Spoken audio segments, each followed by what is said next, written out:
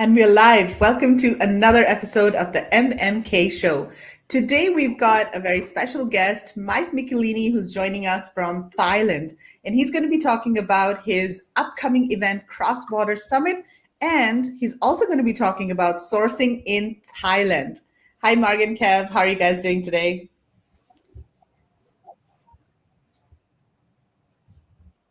We're very well. Thanks, Meghla. I think there's a slight delay. Can you guys hear me okay? Kevin's frozen. Very well, thank you, Meghla. Yeah, there's a bit of a delay in it. Just 1 second.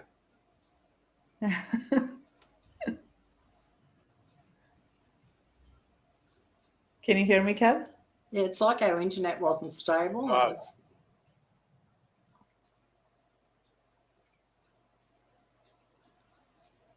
Yep, I think you can. Hello? Back again?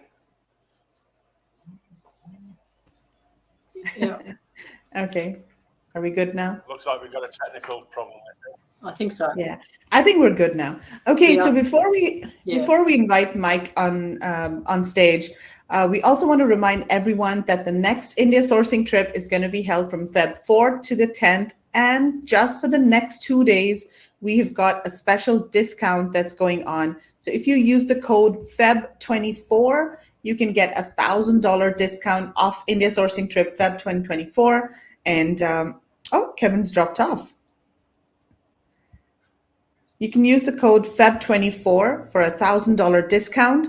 And this discount is only available until Friday, 11:59 p.m. Pacific time. So don't miss out. This is the steepest discount that we will ever give on India sourcing trip. So make use of this and get this discount, grab this discount. It's not going to get any lower than this. Marg, are you still able to hear me? Yeah. Yes, I am still there. I can hear you. Yes. Okay, you can hear me. Okay, cool. All right. So we'll keep going. Yeah. All right. So get more information about the trip at indiasourcingtrip.com. This is an 8-day trip where we teach you all about sourcing from India, and we visit factories, we visit a trade show, and we also have some cultural activities. We also go to the Taj Mahal, which is one of the 7 wonders of the world. So get more information, see all our pictures, our videos from previous trips at indiasourcingtrip.com. Okay. Oh, I see Kevin's back. Okay. So anything else to add, Mike, Marg and Kev, anything else to add about the trip before we get started? Invite Mike. No, well, I think people should join us. We had such a fantastic trip just a few weeks ago. It seems like we're ready to go again. I mean, it's 12 weeks, I think, tomorrow till we will fly out again. So it's not very far in between, but really looking forward to it and seeing hopefully some more different products again than we've seen last time. So it'll be really interesting to see how quickly we've got some different products again. Yeah. And Kev, where have you planned your side trips? Sorry? I said, where have you planned your side trip in February? I'm sort of starting my investigations. I'll let you know as time goes by. Some of them are going to be a surprise. So we'll end up with a surprise somewhere, I'm sure. But anybody that's seriously looking at sourcing from India, the fair is an ideal platform or a place to, discover, sort of new forms of sourcing or, meeting new suppliers, looking at new products. So, it's an opportunity, guys.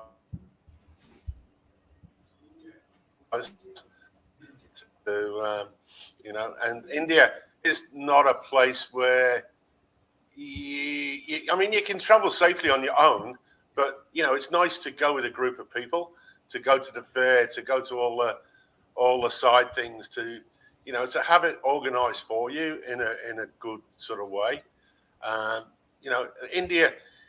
India can be sort of fully adventurous in some ways too, Meghla, can't it? You know what I mean? It's it can be overwhelming. It can be overwhelming for some people. people. So, just be in a safe environment with a group of people, where, you are introduced to genuine suppliers, and we take you to genuine factories, we take you to the sites, safely, and we make sure that you eat the right food. Meghla make sure that you eat the right balance of food, even, so that, so you don't overindulge with, because, even Meghla, when she comes to Australia, we can't give Meghla too much Western food straight away. We gotta wean her off the Indian stuff a little bit, don't we, Meghla? Yeah. So, everybody's the same wherever you go to, but, it's just nice to go with people that you sort of all help each other and sort of all on the same mission. And over the times we've been going, we've met some beautiful people, haven't we, people? Yeah, That's absolutely. And people we meet on the trip are literally friends for life. Our WhatsApp group from 2019 is still going. Yeah. All right. So indiasourcingtrip.com, that's where you guys have to go to get more information. And we look forward to seeing you in India. All right. So let's get started with our show. We're going to invite Mike on stage. Hello, Mike. Hello. Hi, Meghla. Hello, Mike. Hi. Nice to meet you, Mike. Hi, Kevin. Nice to meet you too. Great. Hi, Margaret. Good to see you again. How Yeah. are you? All right. So A great Mike is morning joining us today. from Thailand. And Mike, do you want to do an introduction, tell people about yourself and what are you doing in Thailand? Sure. Yeah. It's bright and early, 8 a.m. having my tea. And I'm e-commerce seller, Amazon seller. More of my background is China. People might remember if they've followed my content over the years, China, but moved here a bit before COVID, and then after COVID again. I live in Chiang Mai, Thailand, in the north, in the mountains, where I've been focusing on buying more from suppliers here as well as still in China, personally. And here, I'm here for the lifestyle, my family and my children going to school as we speak right now, downstairs, going to school, and building relationships in Southeast Asia. Also, India is a great place. I think we're all very interested in maybe call it China plus one. I think is a term people use, or diversifying their supply chain and their businesses from having multiple countries and suppliers. So really fascinated with that. Also, as you know, Meghla will be coming to our cross-border summit just less than 2 weeks from today, in November 15th, 16th, and 17th here in Chiang Mai, which is going to be a great time. First time since COVID. We haven't done it since 2019 in mainland China. So we're bringing it out of China into Thailand. So excited for that too. Amazing. So we will talk about the summit later during the webinar, but you do have some slides for us to talk about sourcing from Thailand.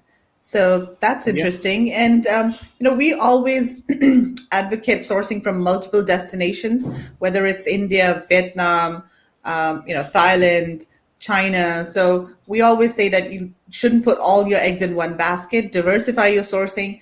Go to the place where it makes sense to source your products. And each country and region has unique products that you can discover. So I'm excited to know what Thailand has to offer.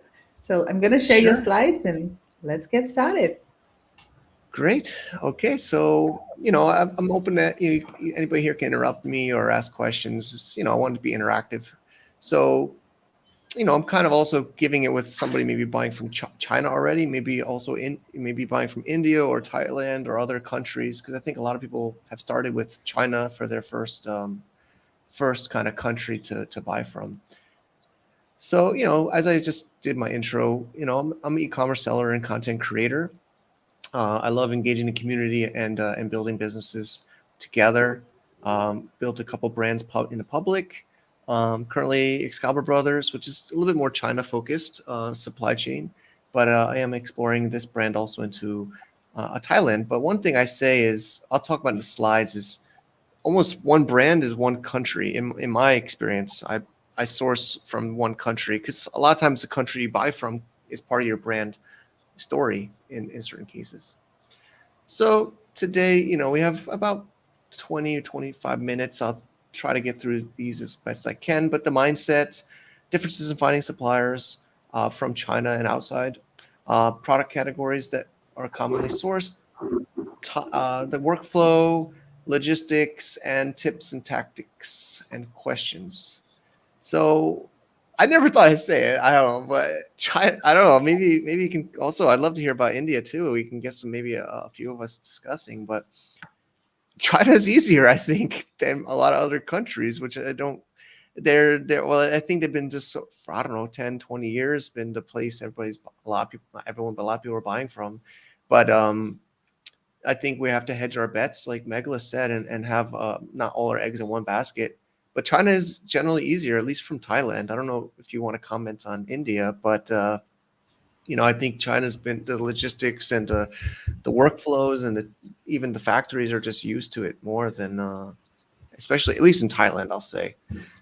Yeah, definitely. And the same for India as well. It's harder to find factories. They're not online.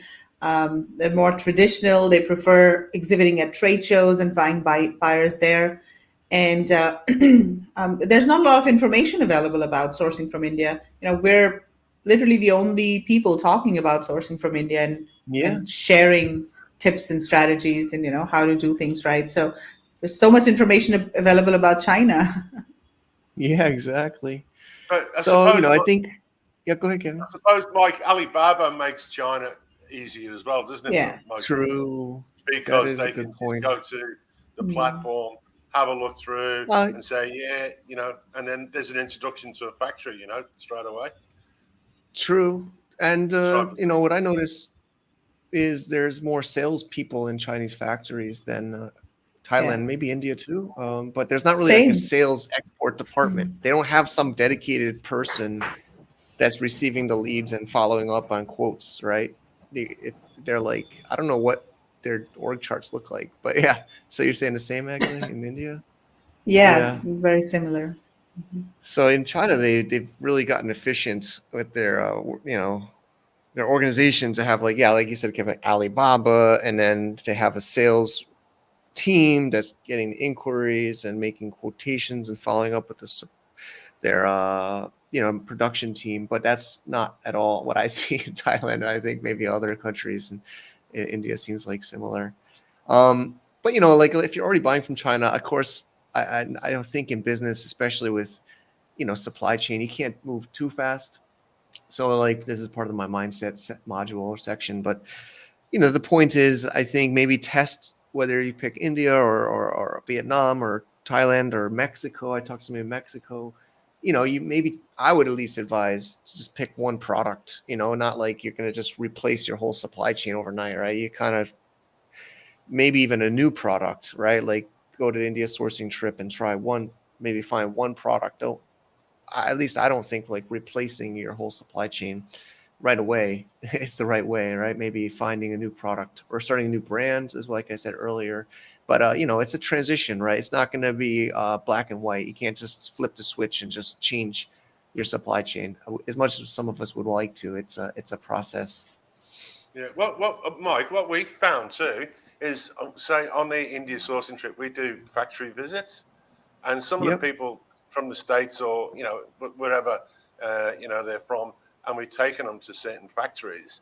And, I've spoken, sort of to these people, and, they walked into the factory and they go, wow, I didn't realize that these factories are, are sort of set up like this.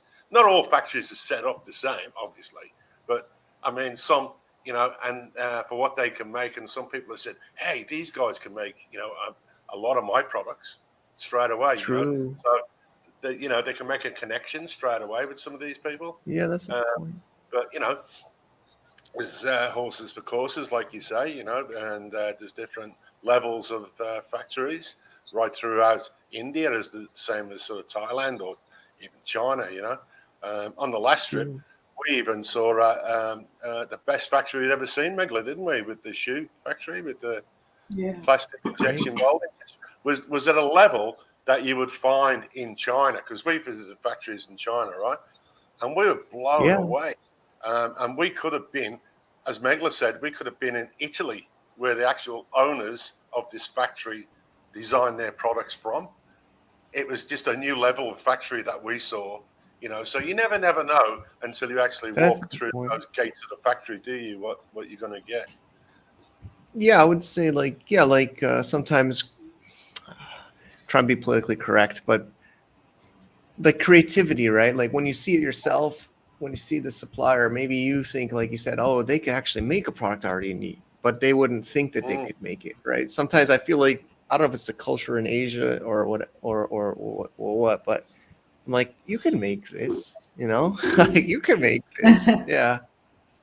Yeah. I think it's just finding, like obviously China, certain things like particularly India and Vietnam don't do things like, you know, metal tongs and just those sorts of mass-produced products. I think you've got to know what of your products can be made, you know, in any of the other countries, because, you know, they do a lot of things, but they don't do everything that China does. Anything that's really mass-produced out of China, you probably won't find, particularly in India and Vietnam, and I'd imagine Thailand will be the same.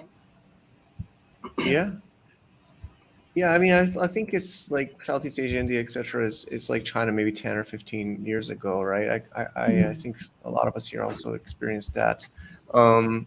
So moving to sourcing differences, I think I have a slide for each of these, but we'll go through these. I feel like the fundamentals are the same. So if we learn how to do sourcing in China, I think we can use it in India or Thailand or Vietnam.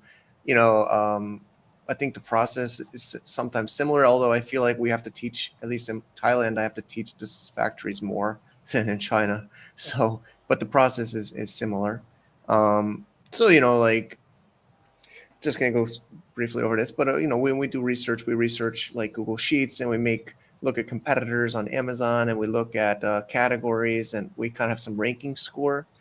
And then from that, we dive into, you know, an algorithm, some of our internal system, you know, where we look at the competitors and we look at what we think is an opportunity or not based on some scores to give it like a you know, like just like school up to 100%. So, you know, making a system like this, and then we go into a spec doc, right? So a spec doc is very, very helpful. It's like, I wish I learned this when my sourcing days earlier on, but, you know, I highly recommend anyone buying from anywhere to know what you want. You know, I used to blame the factory, whether it was China, you know, wherever. I would blame the factory when I was an early entrepreneur, early buyer in my US days before I lived in China. I remember being upset. I would buy on, you know, of course, like you said, Alibaba or Global Sources or other platforms, and then I would get the product in the US and I would be upset about it. But it was, I hate to say it, I swallow my pride a lot lately in Asia or China, but it was my fault, you know, or the buyer's fault. You know, we expect the factory to know what we want, to be able to read our mind. But when we write it down very clearly, that's when I think we get what we want, because they can read it, whether it's in Hindu or Thai or Chinese. You know, they can understand a picture, right? And you make it very clear, right? I didn't know I would use that in Thailand or other countries, but I would write the spec with images, right? It's very image heavy. You're pointing at what you want. You're pointing at maybe also what you don't want, right? In image form, where they don't need to speak English or they don't need to understand you, and they can print it. You know, another thing, whether it's, you know, any country, half the time the person you're talking to is not the person that's giving you the quotation or the feedback. They're passing it to someone else. I remember that's why I got so frustrated, because I spent a lot of my time typing in Skype back in the day when I was in the US, and I would get the factory person and was talking in Skype. And what they would really do is, it's like the game telephone. They're like collecting what I'm trying to say, and then they would explain it to their engineer or their factory manager in Chinese, right? Or whatever language, like Hindu, Thai. So when you give them this document, they pass that to that person, you know? So it's just like the game of telephone in school.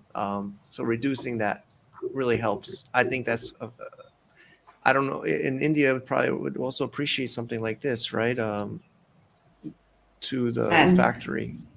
Totally agree. And, I've seen it so many times where buyers assume that the supplier would know and they're like, hey, but this is like common sense, you should know this. Yeah, No, it's not. There's cultural differences, there's differences in perception of quality. So we always say that quality is very subjective, and quality is nothing but adherence to specifications. Yeah, in sourcing. exactly. And Yeah. when you've got a tech pack or specifications like that, Mike, you can't go too far wrong because you're reading the same script, right? Or Yeah. supposedly, And if you've got a bag, for instance, and you want a certain kind of stitching, a certain kind of zip, a certain kind of strap, with buckles. If you've got a tech pack, everything's there for everybody to see, right? So the message is conveyed along the lines, and we speak to many sourcing agents that are at the cold face, and they say to us, please, get as much information, like pictures, tech packs, because hey, it makes their job so much easier as well. Instead of just having a rough drawing on a little bit of paper or a picture from Amazon, this is what I want, but it's someone else's product. If you want to make it Exactly. different. Yeah. But I think And it's the worst easier. is, all the WhatsApp messages. Oh, So yeah. buyers Oh, will send brother. WhatsApp messages. Hey, but Put I your face told you in probably this there. WhatsApp message to make this change. Yeah, they'll dig up like a month-old chat message Yeah. and like screenshot it or reply to that Yeah. thread like I said this. Like come Exactly. on, like yeah. I mean, yeah. But I think the language is Yeah. easier in India because they all speak English, so you don't have as much problem communicating. Like, when we're dealing with China, I mean, they'd get it all wrong because they didn't understand and they wouldn't tell you they Yeah. couldn't understand and they just do what they thought. Where at least, when you're speaking to an Indian supplier, most of them speak very good English, so it's a lot easier True, to get true. what you want across. And you're not dealing with the sales rep; you're usually dealing with one of the owners of the factory because they're more smaller, family-orientated businesses. So I think it's it's not just a salesperson at the front; it's someone who's actually hands-on and who knows how the products are made. So I find it much easier working with Indian suppliers than with Chinese suppliers. True. Packaging, everything is so much simpler. Yeah, so I have to say it's somewhat of a negative in Thailand. The English is not as easy. But so what I've noticed in Thailand is there's somewhat like I noticed in China. I'm not sure if it's probably similar in India. Is there's a lot of these returning family factory children coming back to Thailand from college in the UK or in the US. I've worked with quite a few now that are like this. They're like the second generation of the family-owned factory that are like going to help grow their family's factory now after studying abroad and coming back. I've actually quite a couple that I'm buying from now are like that. So I talk to the children. So for the sourcing side, like we had said, Alibaba, there's others, there's quite a few, right? That can help you find the factories online. But there's trade shows, of course, India sourcing trip. I'm Meghla chatting to you. Maybe I might join finally this time. I have to just confirm those dates, so I don't want to put on the That's spot right amazing. now. Yeah. But I Excellent. think Yeah. I'll join. Good to have you, Yeah, Mike. Yeah. and I mean, I think attending trade shows,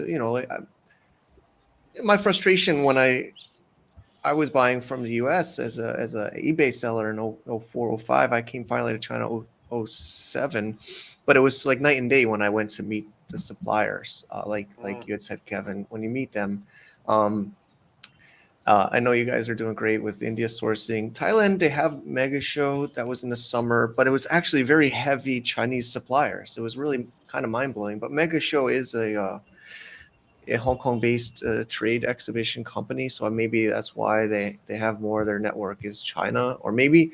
But what I've also noticed, and we're actually going to do a little expo here in Thailand. Meghla will be here too, but on the 15th we're going to have about 15 booths at our cross-border summit. Actually, we're branding it a separate brand called Cross-Border Matchmaker (CBM). But we're actually having trouble getting Thai factories that won't even display. They're not as hungry for customers. Maybe it's the lifestyle, or the culture, but we actually partner with a local company here on the expo, but they've said they're maybe shy or they're yeah, but it's very different than China. China, you know, they have trade shows and they fill them up, and Chinese suppliers like are just there. But there's not as many here in Thailand. We're trying to help a little bit here in Chiang Mai with our expo for one day. But you know, if you can go to a trade show, I think it's fundamentally going to improve your business, at least on the buy side and supply side, making those relationships, whether it's India, China, Thailand, etc.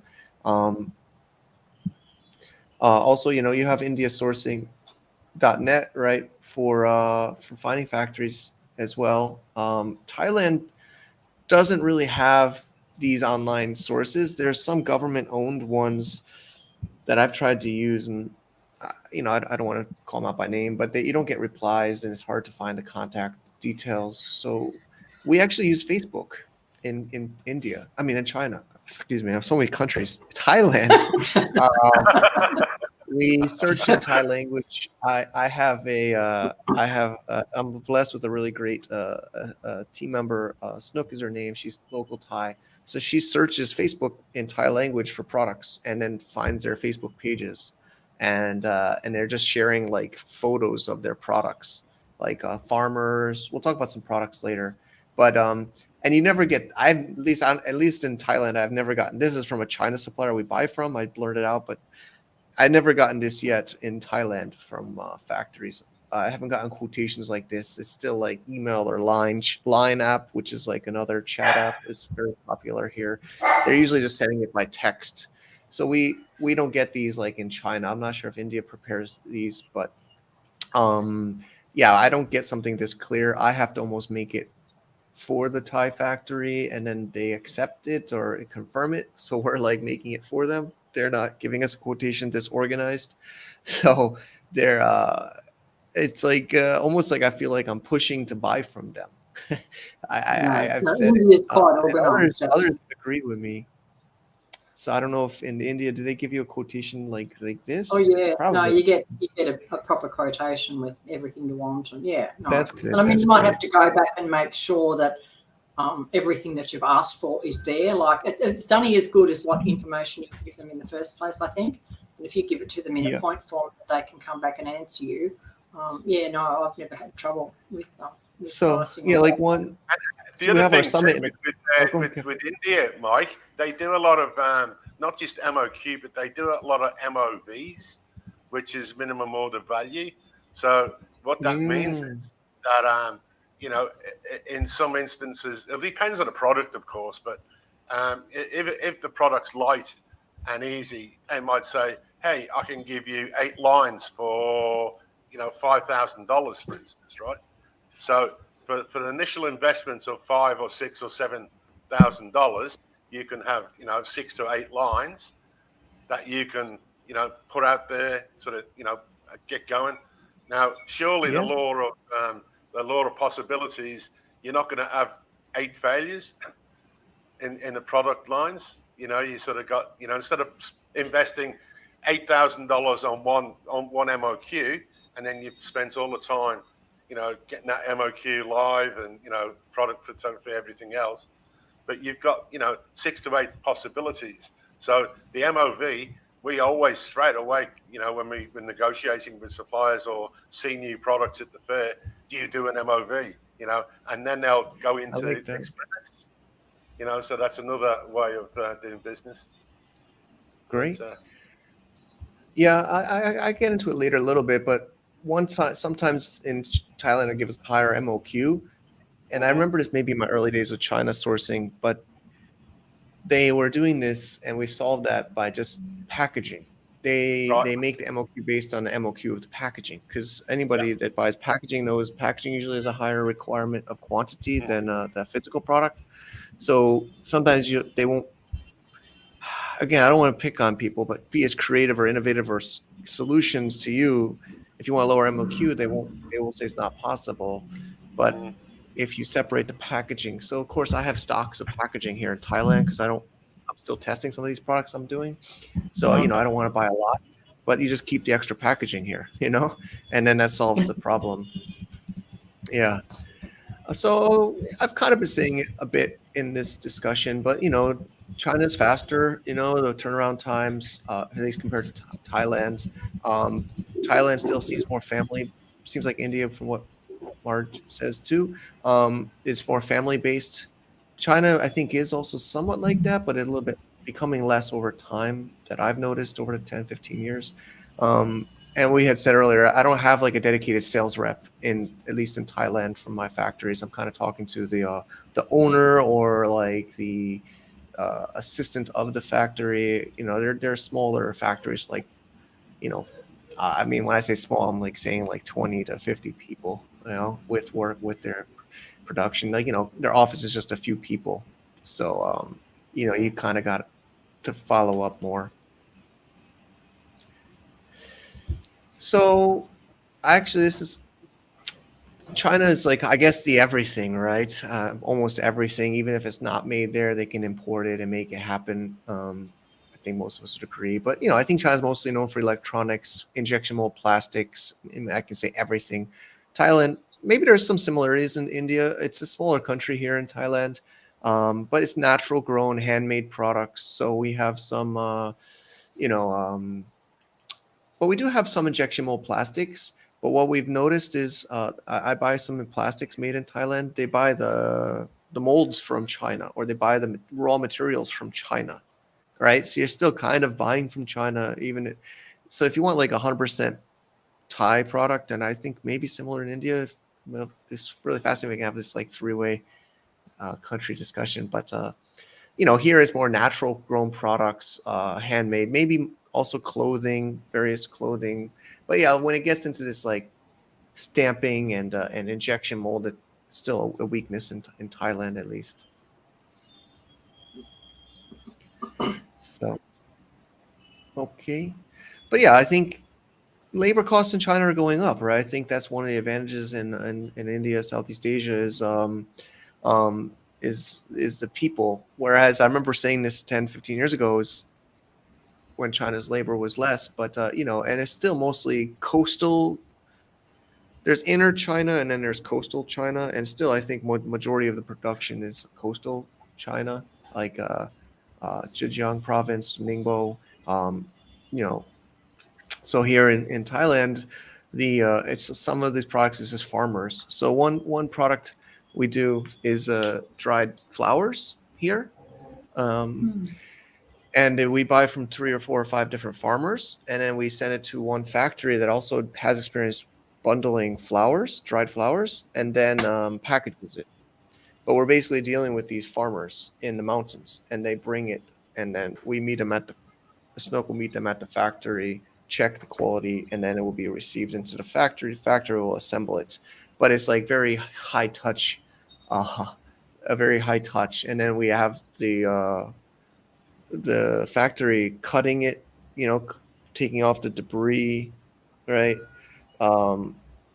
So that we have a jewelry brand, handmade earrings and necklaces. It's women owned factory that basically has the village making them. So it's like the village making jewelry and then bringing it to the factory. So it's this human handmade kind of stuff that I'm noticing more in Thailand. But like I said, the raw materials are still coming from China. I think it's true for the whole world. I think even the U.S., they told me they buy their molds from China, which are these heavy die-cast metal stampers. And then if you are buying materials that are from China, that's when the MOQ might get higher or the cost might get higher. So, that's just something to keep in mind. One negative is logistics in Thailand. There's only Bangkok port in the south, so I have to ship stuff by truck. If I do ocean, about 6 to 8 hours truck down to Bangkok and then ship it out. And there's no AGL. AGL is Amazon Global Logistics, which is kind of the streamlined way to ship to Amazon's warehouse from Amazon's own partner carriers. But if you're doing air shipments, that's kind of when you can get some advantages in Thailand, especially in the north. So a lot of people are doing air shipments. whether it's B2B air or even some B2C. There's more and more services for air here. But of course, I do sea and you can do sea, but it's just not as frequent as China, right? China's like got high turnover, high frequency, so they're doing more shipments. Prices are a bit lower, things like that. But I think maybe I wonder if they do in India too. But there's lots of Chinese just buying factories, investing in factories, opening companies, especially in Vietnam, I think more than anywhere. But also Thailand, there's Chinese-owned factories. When I was at the MMK Show in the summer in Bangkok, they had Chinese suppliers, and they could tell you weren't looking for Thai. They said it was literally like a handwritten note, and it says, "We have Thailand factory," or "We have Vietnam factory," and they stuck it because I think they realized people were not even talking to them because they wanted to buy outside of China. So I think the Chinese factories are realizing this. Do you notice that in India at all? I don't know if they're More in Vietnam than in India. Yeah, Vietnam. not so much in India. I mean, in India, there are China invested factories, but they're mostly the big brands like Xiaomi or Foxconn. But we don't see a lot of Chinese investment in the smaller factories. But yes, Vietnam, we see a lot of China invested factories. I mean, Great. we tend to try to look for, Vietnamese owned factories and locally owned factories. That's what we try to do. But yeah, a lot of them, and it's hard to tell sometimes. Yeah. It is. I mean, they're trying to innovate or stay on top. But basically, it's kind of wrapping up. But basically, it's going to be hard to replace China, right? I mean, it's going to be hard. They've been doing it a long time, and they have the supply chain. They have the infrastructure. But I still think India, Thailand, Southeast Asia, other countries, even like I mentioned, Mexico, are catching up. I think it's going to take a little bit longer. So I get frustrated, I'll be honest, in Thailand. So one product I started sourcing in January finally shipped in almost November, but at the very end of October. It took that long. And I was really frustrated. And his name is Richard. He's the son of the factory. He's mixed kid. His father's German and his mother's Thai. And he's like the second generation, and he could feel my frustration. And I was meeting him face to face, and he says, "Mike, it is true. It's slower here, but once you get set up, it's smoother, and also the quality. They actually did kind of do QC almost by themselves. Like this was a dried flower one, and they were. I didn't have to be as strict. They kind of understood, maybe like you said, culture. Like this one's not good. Let's not put it in the package. They would understand that. So it is a little bit, I think, easier once you get it going. And then just some tips or, setting up. So you maybe if you have a new brand or new business venture or at least a new product, test it in that country, I would say, right? Maybe come to the India sourcing trip or visit us in a couple of weeks at the summits or other countries. And then you try to integrate it with your brand story. I think people are looking for buyers, and Amazon, other places are maybe differentiating. You could differentiate from China sourced products with your, made in India, made in Thailand, made in Vietnam, or made other places. It seems like it's picking up. And leveraging what you have, right? If you're short, don't be a basketball player. If you're tall, don't try to be like, you kind of got to adjust your skills, your strengths as a business, as an individual. And then, last, maybe we can have questions or we could talk a bit about the summit, but we have Meghla here. You can see. Thank you so much for. So yeah, thanks a lot, Mike. That was very interesting. So what about logistics from Thailand? I mean, you mentioned logistics as one port, but in terms of pricing, does it compare with China? Cheaper, more expensive? So it was horrible during COVID. I guess everything was horrible during COVID, and that's when I was starting to ship with Thailand. I guess I'll subtract out COVID. I think we're done with COVID. I don't want to even talk about that anymore. But I think mostly prices are after. So what's the shipping time like from? It's like a container, like a 40-foot container, Bangkok to LA is maybe as low as 2,000 or maybe 3,000 US now. Yeah, it's the same thing. Yeah. And what's the COVID, time I don't want frame? to talk about this. How long does it take to ship from Bangkok to? It's kind of similar to China, but the way I think about it is how long it takes in Amazon. I usually put, if it's by sea, it's a month and a half from door to door in my brain. I just kind of put 6 weeks, but it could be a couple weeks to get there. Then there's the customs clearance, then there's receiving, and then there's sending it to Amazon, receiving it to Amazon. But yeah, I think a ocean boat is like 3 or 4 weeks to port. But then you got to also be, there's less boats, right, than China. So you got to check the boats schedule. But it's not like they're that infrequent, but we're talking like every other day, and they'll give you like a few to choose from. And so that's why a lot are doing more air shipments. But there are some people I know that are sharing ocean containers. So you can piggyback with other sellers that want to do a ocean shipment, because there's less logistics, ocean logistics here than others. So more like you can only do full container. So we can work together sometimes with some other sellers to consolidate one container together to save money. But ocean, so a lot are doing like our jewelry brand is all by air. We just ship cartons by air. So there's FedEx has been more and more popular. I think they're 90% confirmed to sponsor the summit. They'll maybe be there, I hope. I know it's super last minute, but a lot of things in Asia are last minute. But FedEx has been working harder to do more air shipments for sellers and get into that space more. But there's also some other more local providers too that can do air shipments to the US or to Amazon. That's kind of commonly used. Okay, great. So tell us more about the summit, Mike. So since when have you been doing Cross-Border Summit? It's been quite a few years. I was in China. Yeah, it was when we got to know each other through those days. It was the good old days of China sourcing and business, cross-border business. But first one was in April 2016. It was in Shenzhen, China. So we did. This would be the 5th one. We did 4 before COVID yearly. So we did it 2016, 17, and 18 in Shenzhen. 2019, we did in Guangzhou.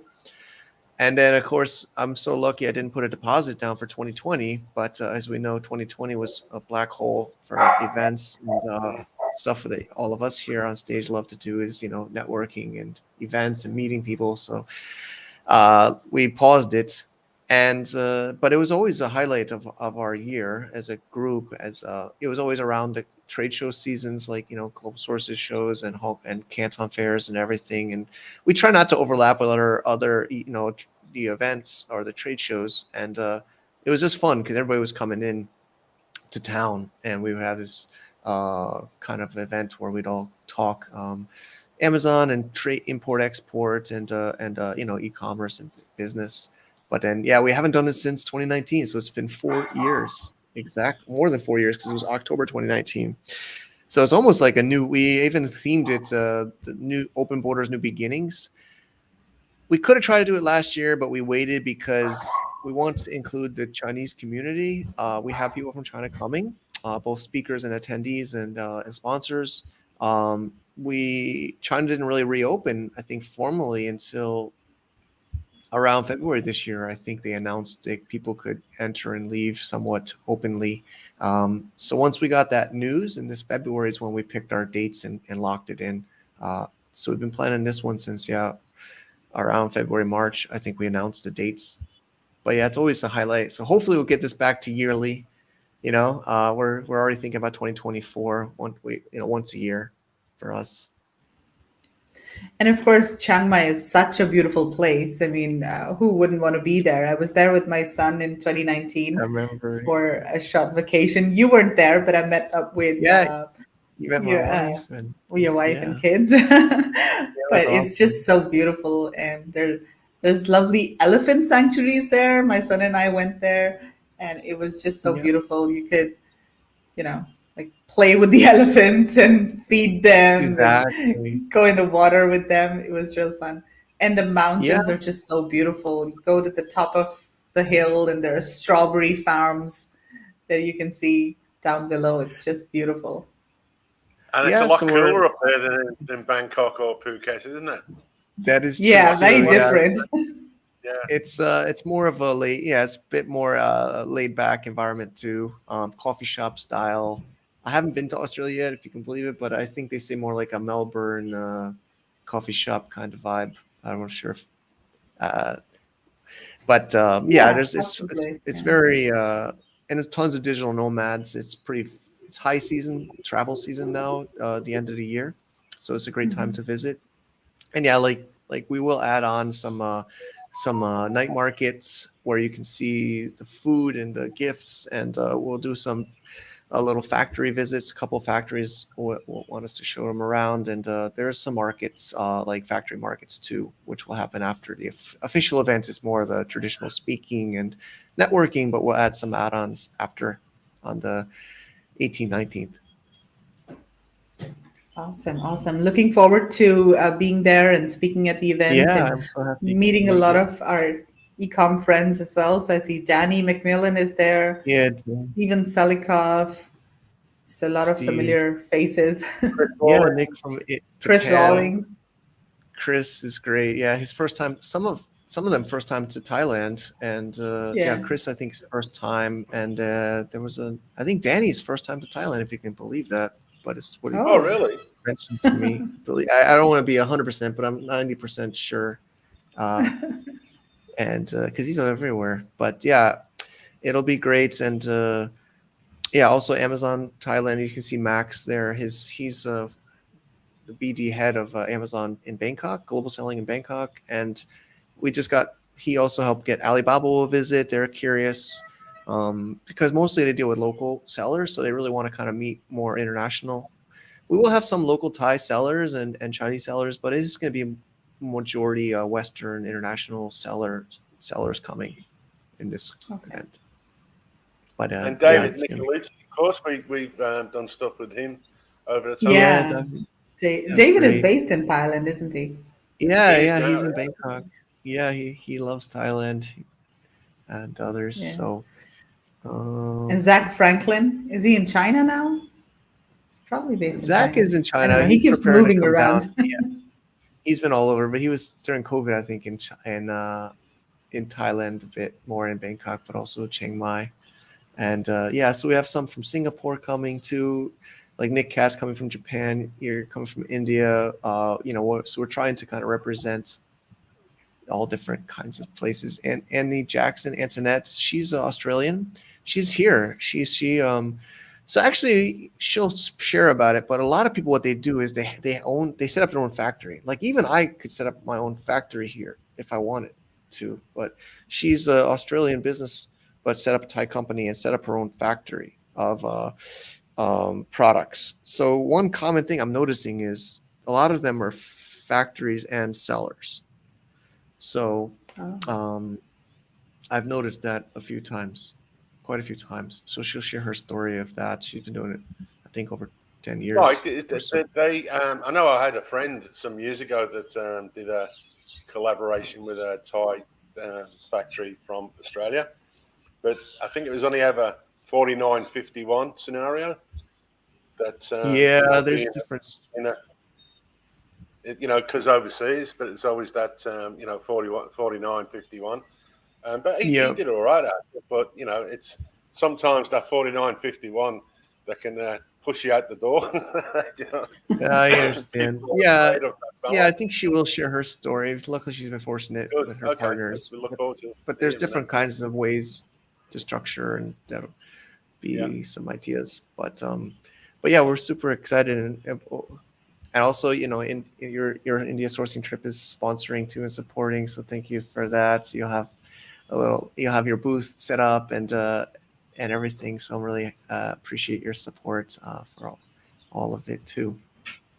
Yeah, I'm No excited to problem. be back. I wish I could have spent more time there and come with my son, but Yeah, maybe next time. yeah. I mean, our kids will probably run around in the lobby or something because my wife helps quite a bit. So, yeah, Right. Cool. awesome. Awesome, Mike. So thank you so much for joining in today. And do you want to go to the next slide so we just show the Sure, codes that we sure. have for It's a little, everyone, just it's to not make as sure? pretty, but Yep. yeah, these are also some pictures of previous years that happened in Mhm. China. But yeah, it'll be here in Chiang Mai, crossbordersummit.com or 2023.crossbordersummit. And then, yeah, of course, we'll have a 10% discount. We are sold out on VIP ticket level, but we have just a handful left of general entry. So you could definitely grab it now. It'll be epic. You know, we work hard to make it worth your while to anybody attending. You know, let us know what your goals are, introductions. We connect people even before the event. We've been making some connections for people to make the most of their time here. So excited for that. Awesome. Thank you so There much, you Mike, go. for joining us today. I'm just going to remove the slides. Cool. So I will see you in a couple of weeks. Yeah, it's coming so fast. It's been It months and is. months of Yes. preparations and it's Awesome. coming together. All right. Thanks a lot for joining us. And thanks everyone for tuning in.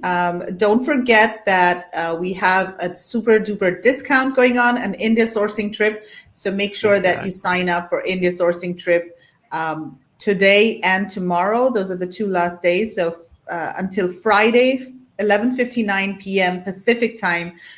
That's until when we have this special discount. It's $1,000 off on India sourcing trip Feb 2024. And you've got to use the code FEB24 to avail the discount. We look forward to seeing you in India. And Mike, hopefully see you in India next year too. I just gotta double check the calendar. Is that Chinese New Year or not? Or it's Feb 4th to the 10th. Those are the dates. Lock it in, Mike. Yeah. I have to go. Yeah. I have to go. You know, I keep seeing it all the time, but my calendar looks open those days. The boss is in Hong Kong right now, my wife, so I have to just WhatsApp her after. But I think this one I can make for sure. Amazing. I Looking would love forward to to see that. you there, Mike. Yeah, I would love to meet you, Kevin, and great to see you again, Marge. And thanks as always, Meghla. All right. Yep. Thanks a lot, guys, for tuning in. Thanks, Mike. You know, See you good soon. to see you. Bye. Chinese New Year is Yeah. the 10th. Oh, it's the Okay. 10th of Oh, is Feb. that- So you might be Thank you, Mike. Oh, it's right at the end. Okay. right at the end. So Perfect. it works out. Okay. Good to know. That All works. right. That sounds Yeah, like a cool. good one. All right.